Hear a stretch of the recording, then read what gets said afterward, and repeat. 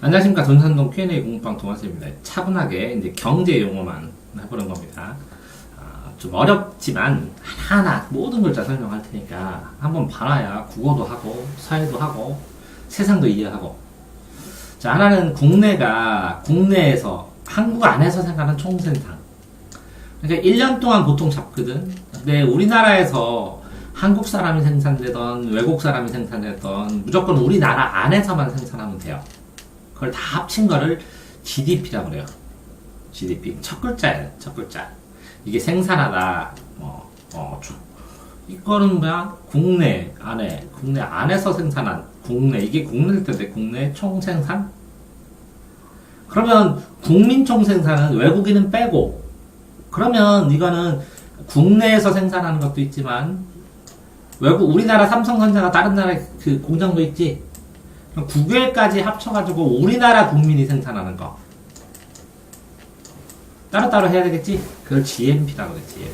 일정 기간 동안 한 국민, 우리나라 국민이 생산하는 최종 산수물. 그럼 최종 생산물은 뭐냐면, 이게 밀가루를 생산했는데 밀가루 100을 생산했으면 100원이잖아. 근데 이걸 어떤 사람이 사갔어, 50원어치를. 그럼 밀가루로 팔린 건 50원이거든. 그런데 50원이야. 밀가루로 팔린 거. 그러면 플러스 50. 근데 이걸 사다가 사람이 빵을 만들었어. 100원에. 그럼 50원 늘었지. 이 50원 늘은 걸 부가가치라고 해. 이해되세요? 그럼 빵을 하더라고 50원을 넣으면 100원이니까 총 생산물은 50원 더하기 100원 해야 150원이 되는 거지. 이해됐어요? 왜 그러냐면 이 밀가루는 없어졌잖아. 생산하느라고 빵이 됐잖아. 맞아요? 그러니까 밀가루 100으로 했지만 빵 생산을 50을 더 가해서 150이 되는 거야. 그러니까 최종 생산물, 제일 마지막에 된 생산물이 이런 뜻이야. 이거를 이렇게 물건 같은 거 사면 VAT, V.A.T 이렇게 써놓거든? 이게 부가가치세라고 그래. 간접세로. 모든 물건을 사면 편의점 같은 데서 사면 다 이게 찍혀있어. 이게 10%야. 그러니까 1,000원짜리 물건을 사면 예를 들어서 물건값이 900원이면 여기다가 플러스 90원을 붙여, 부가가치세를. 그래서 990원 이렇게 나와. 이게 부가가치세, VAT가. 그러면 이거는 편의점에서 나중에 전부 다 모았다가 우리는 990원 내고 샀잖아, 그지? 그럼 편의점에서 90원은 다 세금으로 내. 우리가 세금을 내는 거야, 물건을 살 때마다. 이건 뭐라고? 간접세, 부가가치세. 이해됐어요? 자, 명목 GDP는 뭐냐면 명목과 실질이 있어. 그러면 명목은 이게 명목적으로, 눈으로 그냥 명시된 그 숫자로 시장 가격에서 쓰는 최종 생산물이야. 그러면 최종 생산물이, 자, 예를 들어 우리가 생산한 게 100원이었어. 그러면 명목은 100인데 전년도에는 이게 120원이었는데 100원어치 생산했으면 떨어진 거지. 실질적으로 물가는 많이 올랐어. 물가가 100원짜리는 얼마야 되냐면 120원이 됐다고 치는데, 나는 생산할 때 100원짜리를 110원어치만큼 생산했으니까 이거 늘었지. 명목은 증가했는데 실질적으로 100원짜리가 110원짜리 됐으니까 이건 더 줄은 거지. 에? 이해되세요? 명목은 숫자 있는 그대로고 그 반대는 실질 GDP라고 해요. 실질 GDP. 실제로. 실질 GDP는 뭘 짜증나고? 물가 상승을 고려하는 거야. 물가가 얼마나 올라왔느냐를. 물가 상승을 고려하는 거야. 이해됐죠? 자, 그 다음에 로렌츠 곡선은 뭐냐? 이렇게 됐으면 여기는 인구야, 인구. 1부터 1, 2, 3, 4, 5, 6, 7, 8, 9, 10. 여기는 그 나라의 돈, 소득. 이렇게 해서 45도로 하면 1대1. 여기 1일 때 이만큼 1. 얘는 2일 때 2. 3일 때 3 이렇게 갔지. 그러니까 공평하게 가는 건데, 이게 이렇게 떨어져. 쭈루루루. 그러면 여기 100일 눈에는 많이 갔고 여기는 조금 갔지.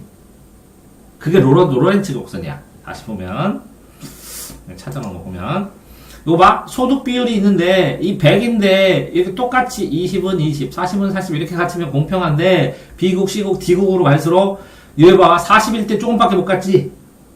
그러면 80%도 많이 안 갔지. 나머지 20% 사람이 재산 이만큼 다 가는 거지. 이해됐어요? 이게 로렌츠 객스. 여기에서 이제 진위 개수라는 게 있는데, 진이라는 사람이 이거를 계산하려면 계산하는 방식, 또 있어요. 어쨌든 요 뭐라고? 요 밑에 있는 거 보면 그지? 이렇게 45도면 공평하게 되는 건데 이렇게 늘어질수록 이 80%의 사람이 20%의 재산을 가졌는데 나머지 20%의 사람이 80%의 재산을 다 갖지? 이해되세요? 그럼 불평등이 심하지 이거 이 뒤로 갈수록. 됐죠?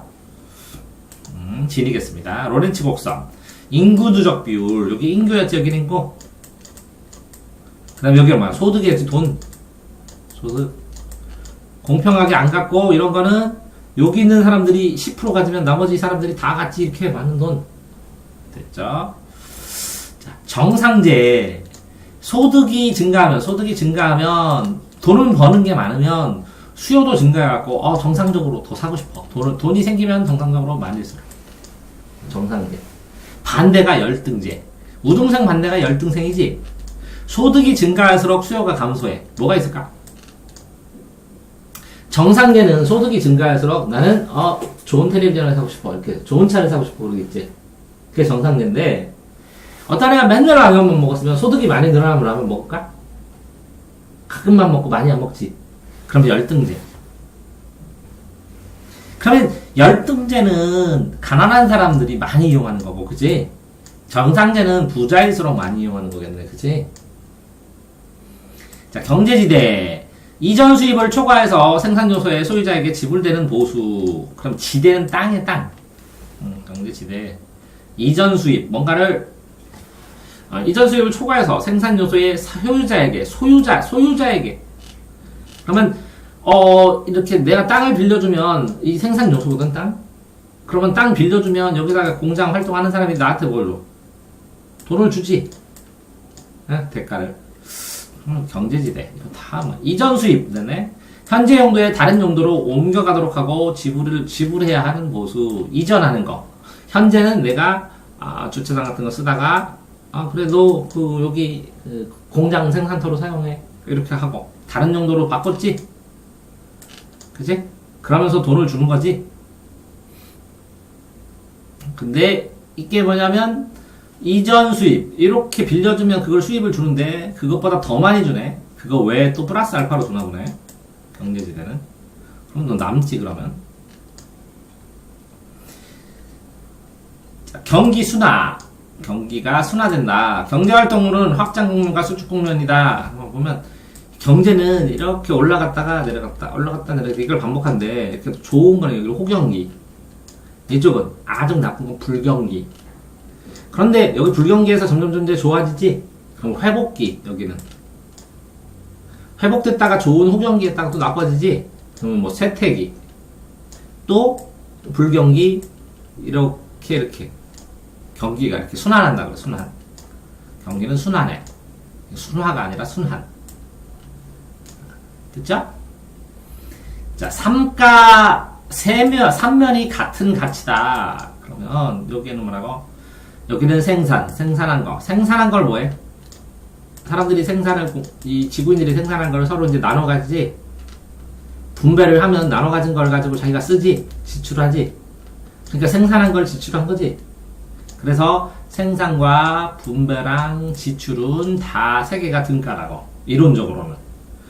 소득이 생산했어. 그럼 분배하고 지출한다. 이렇게 생각해도. 월급을 해갖고 생산을 했어 100만원을. 그럼 가족이 분배하지. 분배한 다음에 그걸 다 지출하지. 이게 이제 이론적으로 등가라고. 같은 카드. 됐죠?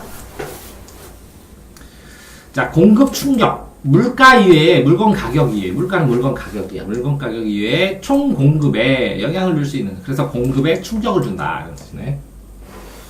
총 공급. 물가 위에 다른 요인들이 일정할 때 공급자가 공급하고 있는 공급량. 근데 이제 봐봐.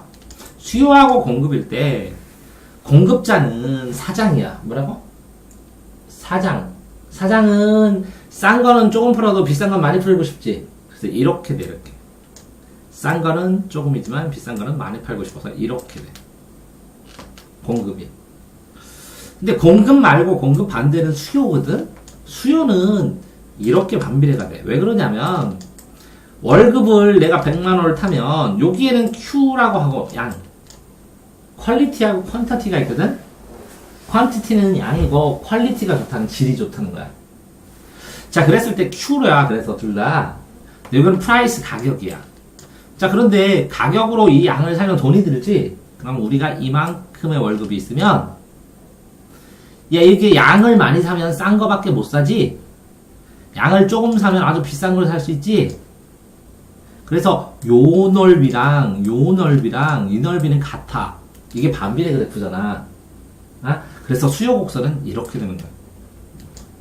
그래서 수요와 공급이 합의가 되면 이게 보이지 않는 손이라고 해. 수요자의 손과 공급자의 손이 보이지 않는 손이 모여서 요만큼 양에서 요만큼 가격으로 결정이 돼. 그러면 이만큼 사람들이 경제 활동을 하는 거야. 이해됐어요? 자, 그래서 공급은 supply라고 하고 수요는 demand 요구해서 이게 DS라고 해. 뭐라고? 경제는 DS. 오케이? 경제는 뭐라고? DS. D는 뭐라고? 수요. S는 뭐라고? 공급. 그치? S공, D수, 아니면 수D, 공S. 이제 DSI인 수공. 이렇게? 경제 제일 기본이야. 자, 본원화폐. 그러니까 본원 통화. 통화는 뭐냐면, 화폐야. 화폐로 유통되는 걸 다 말하는 거야. 근데 본래 근원적으로 중앙은행에서, 한국은행에서 우리나라 돈을 찍어내. 거기서 시장에 나온 화폐를 본원통화라고 그래. 그러니까 한국은행에서 기념화폐도 한국은행에서 만들어. 알겠어요? 자, 시장 유인 방식. 세금을 많이 무게 매겨. 이게 물건인데 여기다 세금을 많이 먹으면 비싸지겠지. 안 팔리겠지. 세금을 깎아주면 싸지겠지. 잘 팔리겠지. 똑같이. 자, 어떤 거를 하는데 핸드폰을 파는데 보조금을 줘. 잘 팔리겠지. 보조금 안 줘. 안 팔리겠지. 자, 이거 봐. 세금이나 보조금을 이용해서 민간 부분, 핸드폰 시장에 유인을 해. 그래서 효과적으로 팔리게 만들어. 유인은 꼬신다는 거야. 꼬신다. 됐죠? 자, 인플레이션 반대는 디플레이션이야. 인플레이션 반대는 디플레이션인데 물가 수준이 계속 올라가. 물가가 계속 올라가. 인플레이션은. 그래서 어떤 나라는 인터넷 보면 나오잖아. 막 책상 위에다 돈을 묶어갖고 이만큼 넣고서 밥 한 번 먹고, 그지? 화폐가 너무 많아서 돈을 너무 많이 찍어래, 정부에서. 그래서 돈이 가치가 없어져. 그래서 이 돈을 이만큼 줘야 고기 이만큼 받아. 그게 인플레이션이야. 물가가 엄청나게 막 비싸져서 나오는 거. 인터넷에 나오잖아. 몇 조짜리 막 지폐 보이고 막 그런 거.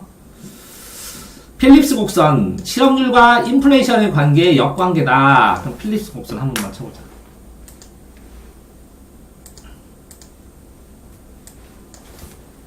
필립스 곡선. 여긴데. 자, 실업률이 낮추려면 물가가 오르는 것. 자, 이게 물가가 올라. 실업률이 낮춰. 자, 실업률을 낮추기 위해서는 아까 이게 일자리가 없는 사람이 실업했다 그래. 일자리가 없는 사람을 하면 경기가 잘 활성화돼야지. 그래서 물가를 올려주면서 물가를 너무 내리면 물가를 막 계속 꽉 잡고 있으면 이게 잘 일을 안 하잖아.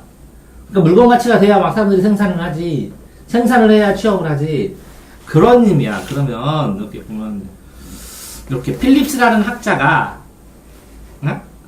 100년 동안 통계를 냈대. 실업하고 물가를.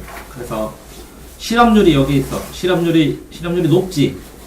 물가 이렇게 되지. 그래서 이게 반비례로 돼 있지. 이렇게 대략적으로. 이해되세요? 반비례. 요거는 직선인데 여기는 완전 반비례네. 그지? 그래서 점으로 찍었는데 이렇게 반비례로 되었지. 실업률하고 물가는 반비례다. 이해되세요? 응? 자, 이렇게 붕어감 가격이 3배나 올랐으니까 나 장사하고 뭐 붕어빵 차리고 싶지. 이해됐어요? 그러니까 물가하고 실업률은 어떻게 된다고? 반비례다. 자, 필립스 곡선은 뭐라고 했죠? 여기 봐봐. 실업률과 인플레이션은 물가 올라가는 거지? 역관계니까 반비례다. 그러면 여기는 아까 뭐라고 했어?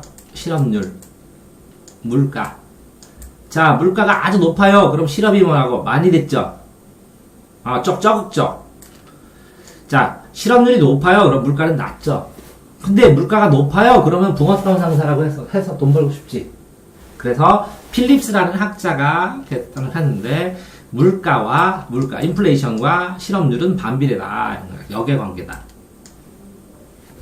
자, 스태그플레이션은 실업이 되면 물가는 어떻게 된다고 했어? 실업이 많으면 낮지. 실업이 적으면 물가는 높지. 물가가 높으면 실업이 적고 이꼴 돼야 되잖아. 이렇게 반비례로. 근데 그게 거꾸로 돼 있대. 실업이 많은데도 불구하고 물가가 올라간대. 그래서 인플레이션인데 이게 이상현상으로 나타나서 그냥 스태그 인플레이션, 끌어가는 인플레이션이라고 해서 인플레이션 계속 나타나게 해주는 거야. 그러면 진짜 힘들겠지. 왜? 물가는 올라가는데 실업도 많아. 그치? 그럼 사람들이 일자리도 없는데 물가도 높아. 그럼 굉장히 힘들겠지. 스태그 인플레이션. 이해됐어요? 자, 화폐, 돈의 중립성, 실물 부분, 실제 물건이고, 화폐 부분, 그치? 이거 돈이고, 동전의 앞뒷면 같이, 실물 경제만 분석하면 화폐 부분은 고려하지 않아도 된다는 생각하면, 이건 뭐라고? 화폐는 생각하지 마라. 실물만 생각하고. 자, 프라임은, 프리미엄 이런 거잖아, 그치? 그래, 레이스. 우량 기업, 좋은 기업에다가 대출 받을 때 금리가 낮아. 우량 기업은. 당연하지. 꼬박꼬박 잘 갚을 테니까. 근데 제가 뛰어먹을 것 같아. 그럼 금리 높게 받지. 이해됐죠? 그래서 신용 등급이라고 해서 개인도 신용이 높은 사람은 이자율이 낮아. 신용이 나쁜 사람은 이자율이 높아. 그러니까 높은데도 안 빌려줘. 그러니까 사채를 하면 이자가 더 비싼 거야. 자, 다음에 누진세는 뭐냐? 세금이 점점 높아져. 자, 봐봐. 누진세는 뭐냐면 이 사람이 3억 있는 사람은 세금을 조금만 내게 상속할 때 한 5억이면 안 내게 하든지. 근데 10억이야. 그러면 1억만 내세요 세금. 근데 50억이야. 그럼 똑같이 10억만 내세요. 그렇게 안 하고 20억 내세요. 그래. 그러면 이 사람은 100억이야. 그러면 처음에 봐봐. 5억 있는 사람은 내지 마세요. 그랬지. 10억 있는 사람은 1억 내세요. 그랬지. 그러면 10%지. 20억 있는 사람은 10억이 아니라 20억 내세요. 그랬지. 그럼 20% 됐지. 100억 있는 사람은 30억 내세요. 30% 내세요. 500억 있는 사람은 50% 내세요. 이렇게 하는 거야. 그래가지고 뭐라고? 갈수록 누적돼서 전진돼서 세금이 갈수록 커져. 그게 누진세.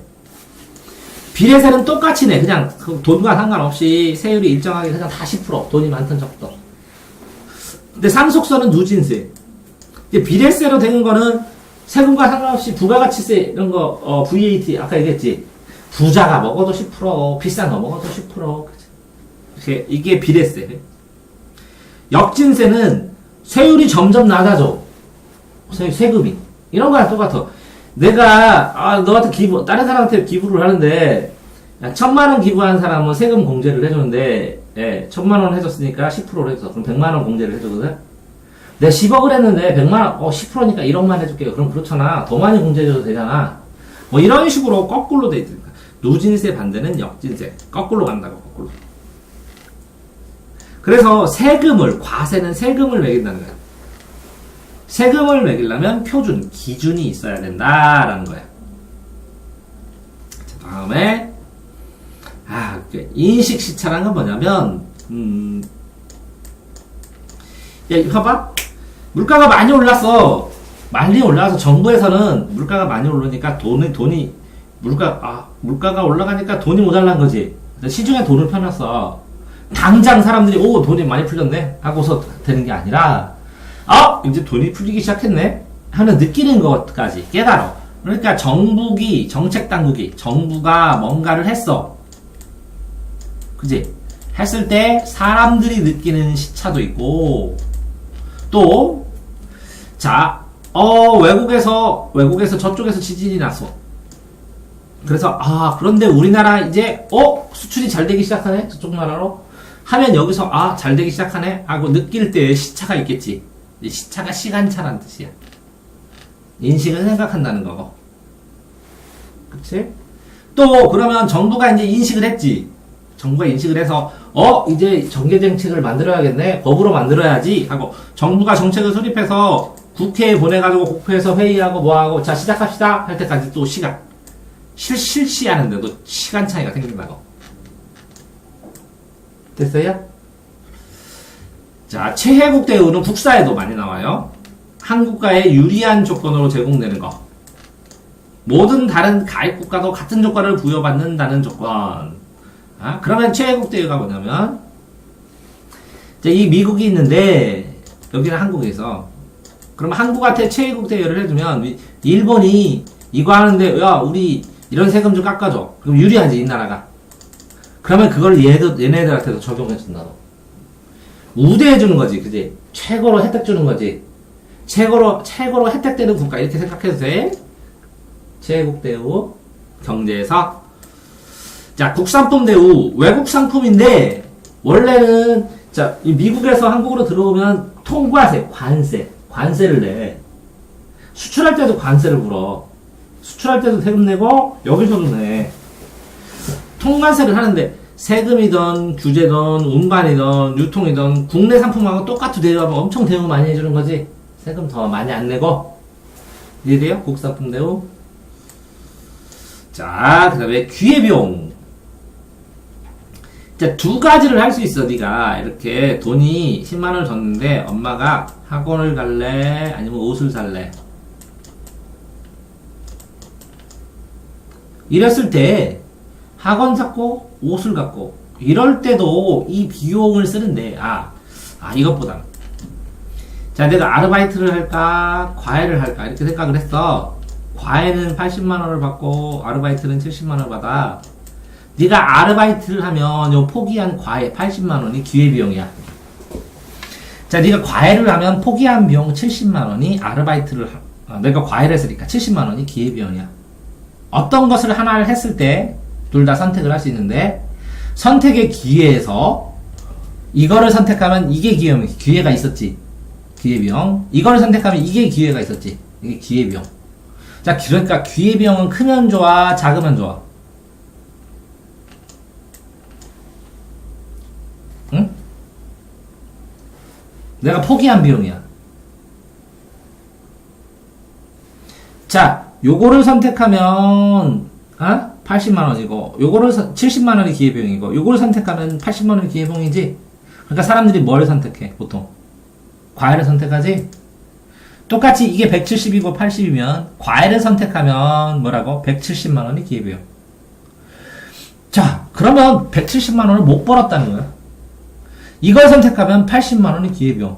그럼 80을 못 벌었다는 거야. 그러니까 기회비용은 작아야 더 낫지. 그러니까 큰 거를 선택을 하고 기회비용을 작게 만들겠지, 사람들이. 자, 일정의 생산 요소 두 가지 이상의 재화를 생산할 수 있대. 자, 어떤 사람이 자, 밀가루를 가지고 칼국수를 생산하면 70만원. 그지? 벌어. 빵을 생산하면 50만원을 벌어. 그럼 너 같으면 뭐 생산하겠어? 에? 칼국수를 생산하면 70만원을 벌어. 이 똑같은 밀가루로 빵을 생산하면 50만원 벌어. 그럼 뭐 생산하겠어? 응? 칼국수 생산하면 70만원을 벌 수 있고 빵을 생산하면 50만원 설정하는데 둘 중에 하나밖에 못해. 그럼 뭐 생산하려?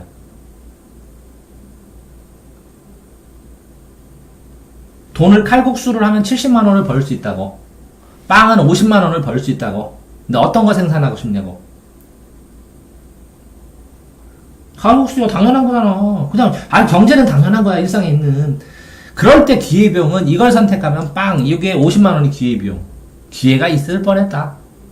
근데 어떤 사람은 나랑 칼국수 만드는 건 귀찮아. 빵이 내가 하고 싶어. 기술도 있고. 그래서 빵을 생산하잖아? 그럼 이게 없어. 그럼 왜 얘는 빵을 생산했냐? 나 나중에 빵가게 취직하려고. 빵가게 만들려고 내가. 지금은 돈이 안 돼도 나중에 벌 수 있어. 이해되세요? 선택은 자유라고.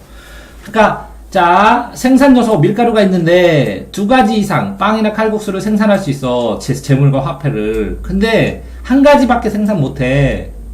다른 한 가지의 기회는 없어지지. 기회만 있었던 거지. 맞아요?